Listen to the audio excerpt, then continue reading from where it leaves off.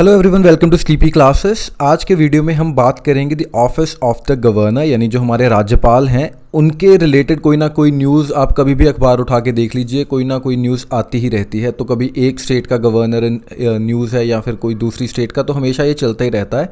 जब से एटलीस्ट मैंने न्यूज़ फॉलो स्टार्ट किया है करना 2016 से, तब से तो गवर्नर का ऑफिस हमेशा ही न्यूज़ में रहा। तो इसके ऊपर वेरियस डिबेट्स होती रहती हैं कि क्या गवर्नर का ऑफिस होना चाहिए, नहीं होना चाहिए। एंड ये जो डिबेट्स हैं ये कोई आज की नहीं है। इनफैक्ट इंडिपेंडेंस के टाइम से जो गवर्नर है उनके ऑफिस के ऊपर कोई ना कोई सवालिया निशान उठता ही रहा है। ठीक है जी। तो अब इस वीडियो में हम क्या करने वाले हैं, आप अपनी पॉलिटी की लक्ष्मीकांत बुक में पढ़ते रहते हैं कि गवर्नर की पावर्स क्या हैं, गवर्नर का स्टेचर क्या है ना, विज़ विज़ चीफ मिनिस्टर, विज़ विज़ द प्रेसिडेंट, है ना।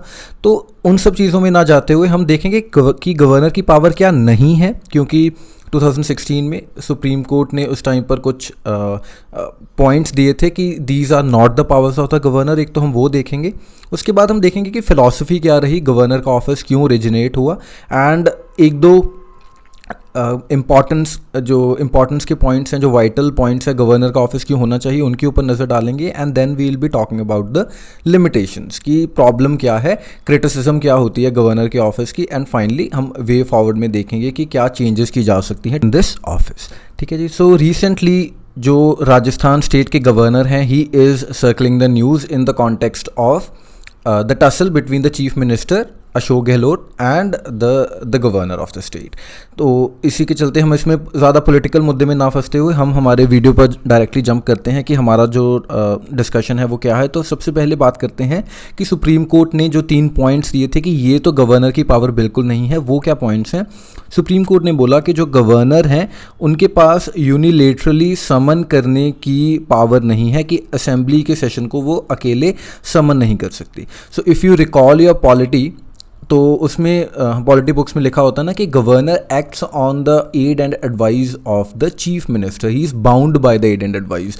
तो अपने आप से कोई पावर जनरेट करके गवर्नर ना तो कोई जो असेंबली का सेशन है उसको समन कर सकते हैं, ना ही उसका मेजॉरिटी टेस्ट करवा सकते हैं। ठीक है। दूसरी चीज़ उन्होंने बोली कि गवर्नर के पास स्पीकर को डिस्क्वालीफाई करने की भी पावर्स नहीं है, ना ही वो कोई ऐसे स्टेप्स ले सकते हैं which might lead to the disqualification of the speaker. ठीक है। And the third thing they said is कि गवर्नर डायरेक्टली असेंबली को मैसेजेस नहीं भेज सकते, यूनिलेटरली ये काम नहीं कर सकते। तो इस चीज़ से हमें जो पता क्या चलता है कि चीफ मिनिस्टर और गवर्नर का जो ऑफिस है वो हैंड इन हैंड चलता है, अकेले परफॉर्म नहीं कर सकते। तो जो रीसेंट न्यूज़ है इनफैक्ट वो पहले पॉइंट के बिल्कुल ऑपोजिट है। रिसेंटली राजस्थान में जो चीफ मिनिस्टर हैं मिस्टर गहलोत, उन्होंने गवर्नर जी से बोला कि आप असेंबली का सेशन समन कीजिए, लेकिन गवर्नर ने बोला कि अभी कोरोना के चलते हुए हम ये सेशन नहीं बुला सकते। तो अभी रिसेंटली अगर कोई न्यूज़ में डेवलपमेंट हुई हो कि उसके बाद अगर कोई चेंज ऑफ स्टांस हो, तो that I am not going into. हम पता है क्या कर रहे हैं, हमारा जो पर्पस है वो क्या है कि गवर्नर के ऑफिस को, ऐसा क्रिटिक्स का मानना है कई बार कि हम यूजुअली भी गवर्नर के ऑफिस का हम यही क्रिटिसिज्म सुनते रहते हैं कि since the times of Mrs Indira Gandhi, कि गवर्नर के ऑफिस को सेंटर की गवर्नमेंट यूज़ करती है to mend ways with the government of the state. तो इसी चीज़ के ऊपर बढ़ते हुए कुछ कुछ जो डेवलपमेंट्स होती रही हैं, एंड अभी भी ऐसा ही लग रहा है ऑन प्राइमा फेसाई कि ऐसा कुछ किया जा सकता है, because the governments, Congress government in Rajasthan and BJP government in centre, तो they are at loggerheads due to the defection and all. ठीक है जी। तो अब आगे देखते हैं कि महात्मा गांधी का क्या कहना था on the office of governors. तो उस टाइम पर एक गांधीयन थे, he was very much concerned about the price that the provincial governors would be bearing on the state exchequer। तो उनका कहना था कि गवर्नर का ऑफिस इतना यूजफुल नहीं होगा इंडिपेंडेंट इंडिया में, क्योंकि ऑलरेडी हमारे पास एक इलेक्टेड चीफ मिनिस्टर है, एंड अननेसेसरी हमारे जो गवर्नमेंट के फंड्स हैं उनके ऊपर एक बर्डन बन के निकलेगा। तो महात्मा गांधी ने अपने एक गांधीयन फ्रेंड को हरिजन में ये आर्टिकल लिखा था जिसमें उन्होंने ये लाइंस लिखी थी कि अगर हम इस हिसाब से देखें कि एक चीफ मिनिस्टर गवर्नर के ऑफिस को रिप्लेस कर देगा या उसका इक्विवेलेंट है, तो इसका मतलब हमारे जो आंकड़े हैं वो बिल्कुल सही नहीं हैं, वी आर लैगिंग समवेयर। उनका कहना है कि ऑल्दो वो नहीं चाहते कि गवर्नर या प्रोविंशियल गवर्नर जैसा भी इस टाइम पे बोला जाता था कि वो इंटरफेयर करें गवर्नमेंट के काम में, बट उनका कहना है कि अगर हम इसी चीज़ के ऊपर गवर्नर को एक फिगर हेड बनाकर भी नहीं छोड़ सकते कि भाई इंटरफेरेंस नहीं होनी चाहिए गवर्नेंस में। तो उन्होंने बोला कि गवर्नर का काम क्या होना चाहिए, गवर्नर की इतनी इन्फ्लुएंस होनी चाहिए मिनिस्ट्री में ताकि जो पॉलिसीज़ बने वो थोड़ी अच्छी पॉलिसीज़ बने compare to vis the situation जहाँ पर गवर्नर का ऑफिस नहीं एग्जिस्ट कर रहा। तो इन अ वे थोड़ा मोरालिटी की तरफ जो महात्मा गांधी थे उनका कहना ये था कि गवर्नर का office should be more inclined towards the moral compass। ठीक है जी, कि लोगों ने ऑल्दो चीफ मिनिस्टर को चुनकर भेजा है लेकिन गवर्नर का ऑफिस भी उतना ही मायने रखता है to keep a check on the working of the chief minister. तो ये महात्मा गांधी की जो कंसेप्शन थी गवर्नर के ऑफिस के कॉन्टेक्स्ट में कि ऑल्दो वो डिटैच्ड पोजीशन में होने चाहिए कि जो डे टू डे जो पॉलिटिक्स चल रही है स्टेट में, है ना, उसमें उनको इंटरफेयर नहीं करना चाहिए, लेकिन एक प्रॉपर पर्सपेक्टिव उनको ज़रूर देना चाहिए जिससे क्या होगा कि आपकी जो स्टेट गवर्नमेंट है, जो आपके कैबिनेट मिनिस्टर्स हैं, वो कोई गलती ना करें। तो ये ओवरऑल फिलोसॉफिकल बेंट था from the father of the nations point of view, Mahatma Gandhi जीज point of view on governors. ठीक है जी, अब इस पूरी डिस्कशन में या महात्मा गांधी के इस ऐसे से हमें निकल कर चीज़ क्या सामने आ रही है कि इसमें वेरियस फोकस एलिमेंट्स हैं कि इंटरफेरेंस नहीं होनी चाहिए, बट एक हद तक इंटरफेरेंस अगर नहीं होगी तो इन्फ्लुएंस भी नहीं होगा। तो एक तो इंटरफेरेंस वर्सेस इन्फ्लुएंस की डिबेट है इसमें।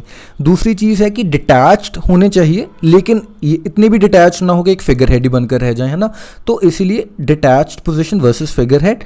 And the third thing is perspective versus prejudice, कि अपना पर्सपेक्टिव देना ज़रूरी है लेकिन एक पर्टिकुलर फिलॉसफी की तरफ बेंड होके रहना या एक पॉलिटिकल पार्टी की तरफ बेंड हो जाना, that is also not right. इससे भी हमारा जो स्मूथ फंक्शनिंग है गवर्नमेंट की, it will not take place. And the fourth thing is all pervasive moral influence, कि गवर्नर का जो ऑफिस है उसकी अहमियत मोरालिटी के पॉइंट ऑफ व्यू से बहुत होनी चाहिए। ठीक है जी, कि मान लीजिए जो आपका गवर्नर है वो निष्पक्ष तरीके से उनको स्टेट के हित में या फिर आप लगा लीजिए कि लोगों के ओवरऑल हित में बात करनी चाहिए, उनके हित की पॉलिसीज़ को आगे बढ़ाना चाहिए, ना कि कोई नैरो पॉलिटिकल इंटरेस्ट के पॉइंट ऑफ व्यू से काम करना चाहिए। तो इसलिए गवर्नर के ऑफिस की सैंक्टिटी बहुत ज़्यादा बढ़ा दी महात्मा गांधी जी ने ये चीज़ें अपने उसमें लिखकर, अपने आर्टिकल में लिखकर। ठीक है जी, तो अब इसी चीज़ से हम अगर थोड़ा एक्स्ट्रापोलेट करके इम्पॉर्टेंस की तरफ बढ़ें, जो the importance of the office of the governor, तो इससे हमें क्या पता चल रहा है कि governor just like the president of India as well बहुत ज़्यादा इम्पॉर्टेंट है for the smooth functioning of the democracy that we have, parliamentary form of democracy, है ना। सो उनका जो काम है should not be because they can hold up और होल्ड बैक एनीथिंग। ये नहीं होना चाहिए कि भाई क्योंकि गवर्नर जी बिल पे साइन नहीं करेंगे या प्रेसिडेंट जी विद होल्ड कर लेंगे एक सेंट, या ऐसी चीज़ें नहीं है। जो उनकी सैंक्टिटी है वो कहाँ से आनी चाहिए, मॉरल वोल्टेज से होनी चाहिए। ठीक है जी, कि जो राइटनेस है, राइटियसनेस है एंड जो wrongfulness of the things, he should be better equipped person, की जो नैरो पॉलिटिकल इंटरेस्ट को ओवरलुक करते हुए ओवरऑल राइटियसनेस की बात करें गवर्नर्स। एंड इसी से क्या होगा कि जो हमारी रिपब्लिकन क्रेडेंस है, डेमोक्रेटिक क्रेडेंशियल है, वो रिस्टोर्ड रहेंगे, अदरवाइज हमारी पॉलिटी विंडल करना स्टार्ट कर देगी, है ना। And the second thing which we can come out is chief minister and prime minister वो हेड ऑफ द गवर्नमेंट हैं, governor and president head of the state है ना। तो गवर्नमेंट्स का काम गवर्न करना है, स्टेट्स का काम है सस्टेन भी करना। मान लीजिए जो अगर तानाशाही कोई रूल चल रहा है कहीं किसी जगह पे, तो लोगों में धीरे धीरे रिजेंटमेंट बनना स्टार्ट हो जाता है ना। तो गवर्न करना is not the only thing जो गवर्नमेंट्स को करना है। गवर्नमेंट्स को अपने आप को बचाकर आगे भी बढ़ानी है अपनी लेगेसी, है ना। तो इसीलिए जैसे हम इंडिया और पाकिस्तान का कई बार एग्जांपल लेते हैं कि पाकिस्तान और इंडिया एक ही टाइम पर आज़ाद हुए, लेकिन पाकिस्तान में जो डेमोक्रेसी है वो हमेशा ही वेंटिलेटर पे ही रही है ना। लेकिन इंडिया में इतनी ज़्यादा वाइब्रेंट डेमोक्रेसी बन गई धीरे धीरे। तो ऐसा क्यों हुआ? क्योंकि हमारी गवर्नमेंट की उस टाइम की जो मॉरल स्टेचर था लीडर्स का, वो इस तरह का था कि गवर्नमेंट दे सस्टेन्ड देमसेल्व्स एज वेल, है ना। तो इसमें जो मेजर रोल है वो किन का आता है? इसमें मेजर रोल हमारे गवर्नर्स, प्रेसिडेंट, जो कॉन्स्टिट्यूशनल फिगर्स हैं, उन्हीं की बदौलत ये सब चीज़ें होती हैं कि हम जो कॉन्स्टिट्यूशनैलिटी है गवर्नर उसको भी इंश्योर करे। एंड चीफ मिनिस्टर का काम क्या है कि वो कॉन्शियसली एक्ट करे, है ना। क्योंकि ऑल्दो इन अ वे दोनों ही मान लीजिए प्रेसिडेंट तो इनडायरेक्टली लोग चुनकर ही भेजते हैं और प्राइम मिनिस्टर को डायरेक्टली चुनते हैं, और फर्दर आपके चुने हुए नुमाइंदे ही आगे दूसरे लीडर्स चुनते हैं, है ना। तो इसीलिए अब जो कंसेंट है टू गवर्न वो तो लोगों से ही आ रहा है। तो इसीलिए इन कॉन्स्टिट्यूशनल फिगर्स की ये जिम्मेदारी है कि ये क्या करे, सेल्फ गवर्नमेंट को इंश्योर करते हुए गुड गवर्नेंस भी दे, यानी स्वराज के साथ साथ सुराज भी होना चाहिए। अदरवाइज गवर्नेंस तो हमें अंग्रेज भी दे रहे थे, ब्रिटिश इंडिया भी तो गवर्न किया ही जा रहा था किसी ना किसी तरीके से, तो है ना। लेकिन self government is not the only thing, हमें गुड गवर्नमेंट भी चाहिए। इस चीज़ को इंश्योर करने के लिए हमारे प्रेसिडेंट एंड गवर्नर के ऑफिस क्रिएट किए हुए हैं हमारे कॉन्स्टिट्यूशन में। अब क्रिटिसिज्म क्या है इस चीज़ का, कि वो कई जो क्रिटिसिज्म है वो तो आपने देखे होंगे कि कैसे गवर्नर्स को यूज़ करती है central government to arm twist states and all, है ना। वो सब चीज़ें तो है ही हैं। उसके बाद क्या है, रिसेंटली कपिल सिब्बल ने बोला है, कांग्रेस लीडर हैं, कि राजस्थान गवर्नर के कॉन्टेक्स्ट में कि जो गवर्नर्स हैं वो protector of rule of law नहीं रहे, अब वो प्रोटेक्टर ऑफ पार्टीज़ बन गए हैं। ठीक है जी, कि किसी पॉलिटिकल पार्टी का नैरो इंटरेस्ट मेंटेन करने के लिए governors they come up with such decisions जो कि ओवरऑल डेमोक्रेसी के लिए अच्छे नहीं साबित होते। जैसे एक सरकारिया कमीशन और पुंची कमीशन ने कुछ रूल्स लेआउट किए हुए थे कि किस तरीके से आपको गवर्नमेंट बनाने के लिए पार्टीज़ को कॉल करना है, लेकिन उसका भी हमने कई दफ़ा देखा कि जैसे गोवा में और in fact even in one of the north eastern states की गवर्नर ने एक सेट पॉलिटिकल पार्टी को पहले प्रेफरेंस दी, ऑल्दो उनके पास जो नंबर ऑफ MLAs थे वो कम थे, है ना। तो ऐसी चीज़ें हो तो रही हैं हमारे सामने। So this is one of the criticism. And दूसरी thing that is important is that एक प्लाइंट गवर्नर को यूज़ किया जाता है कई बार to undermine the state government, या फिर जो उसकी लेजिस्लेटिव मेजॉरिटी है उसको इस तरीके से इंजीनियर किया जाता है कि जो स्टेट गवर्नमेंट इंडिपेंडेंटली फंक्शन नहीं कर पाती। तो ये कुछ चीज़ें जो क्रिटिसिज्म है एंड ये रियलिटीज़ हैं। इसी वजह से जैसे सरकारिया कमीशन बनाया गया, पुंची कमीशन बनाया गया, तो उन्होंने ऑफिस ऑफ गवर्नर के ऊपर कुछ रिस्ट्रिक्शंस लगाने की बात की, जैसे एक इनफैक्ट इवन एम्पावर करने की बात की कि आप गवर्नर को भी एक सिक्योरिटी ऑफ टेन्योर दे अगर, तो governor would be more efficient in working, ज़्यादा अच्छे से काम कर पाएंगे गवर्नर्स। ठीक है जी, okay. And finally conclusion and way forward में अगर हम देखें तो गवर्नर का काम क्या है, गवर्नर एक लिंक है between the state and the central government, है ना। बट ऐसा नहीं होना चाहिए कि एक इंपीरियल लिंक नहीं बन जाना चाहिए कि भाई आपके ऊपर कोई बिठा दे। जैसे ब्रिटिश टाइम पे क्या होता था कि एक रेजिडेंट बिठा देते थे ना आपकी जो प्रिंसली स्टेट थी उसमें, और वो रेजिडेंट के थ्रू जो भी ब्रिटिश गवर्नमेंट को काम करवाना होता था वो उन रेजिडेंट के थ्रू स्टेट की गवर्नमेंट से काम करवाते रहते थे, वैसे वैसे उनको नज करते रहते थे। तो अब ऐसा डुप्लीकेशन नहीं होना चाहिए, एक तो ये चीज़ है। And the other thing is the office of governor must be dialogic and consultative one. तो ऐसा नहीं कि गवर्नर जी सिर्फ ऊपर से ऑर्डर दे रहे हैं, जो ऊपर से उनको आ रहे हैं तो उनको आगे पास ऑन कर रहे हैं, ऐसा नहीं होना चाहिए। गवर्नर एंड जो स्टेट गवर्नमेंट है, इनफैक्ट गवर्नर तो स्टेट गवर्नमेंट का ही हेड है ना, हेड ऑफ द स्टेट है, तो उनके और चीफ मिनिस्टर के बीच में एक वाइब्रेंट डायलॉग होना चाहिए, तभी आप इफ़ेक्टिवली मैनेज कर पाएंगे स्टेट को। ठीक है जी। एंड एक और चीज़ जो बोलते हैं कि चीफ मिनिस्टर एंड गवर्नर के ऑफिस की सैंक्टिटी इस हिसाब से होनी चाहिए कि लोगों को ये ना लगे कि वो मिसमैनेज हो रहे हैं। क्योंकि जैसे दिल्ली में हमने ये काफ़ी विटनेस किया था कि दिल्ली गवर्नमेंट कुछ बोल रही थी और ऊपर से जो लेफ्टिनेंट गवर्नर हैं वो कुछ दूसरे ट्रैक पर चल रहे थे ना, तो काफ़ी ज़्यादा मिसमैच था। तो इससे लोगों को क्या लग रहा है कि दे आर मिसमैनेज। तो ये परसेप्शन नहीं आनी चाहिए लोगों में, बिकॉज इससे क्या होता है कि आपके जो डेमोक्रेटिक इंस्टीट्यूशंस हैं, जो कॉन्स्टिट्यूशनल बॉडीज़ हैं, उनमें लोगों का विश्वास कम होता है। ठीक है जी।